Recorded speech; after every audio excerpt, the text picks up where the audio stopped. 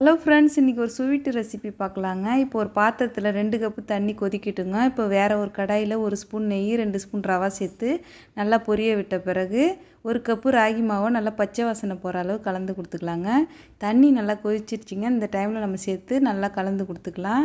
1 cup மாவுக்கு 2 cup தண்ணி கரெக்டாக இருக்குங்க. இப்போ இந்த பதம் வந்தோடனே கொஞ்சமாக உப்பு சேர்த்துட்டு நல்லா கலந்து கொடுத்துக்கலாம்.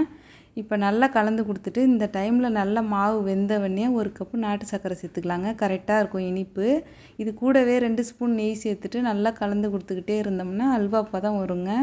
பாருங்கள், இந்த மாதிரி ஒட்டாமல் வரும்போது நம்ம அடுப்பை ஆஃப் பண்ணிவிட்டு ஒரு வாழை இலையில் லைட்டாக நெய் தடவி வச்சுருக்கோங்க. அதில் கொஞ்சம் எள்ளு சேர்த்துட்டு இப்போ நம்ம அல்வாவை அதில் சேர்த்துக்கலாங்க. ஒரு 10 நிமிஷத்தில் நல்லா செட் ஆகிடுங்க. பாருங்கள், அல்வா ரெடி ஆகிடுச்சு. இப்போ நம்ம கட் பண்ணிடலாங்க. ரொம்பவே சத்து நிறைஞ்ச அல்வாங்க. குழந்தைங்க பெரியவங்க எல்லோரும் விரும்பி சாப்பிடுவாங்க. வீடியோ பிடிச்சிருந்தா லைக் பண்ணுங்கள். Thank you friends.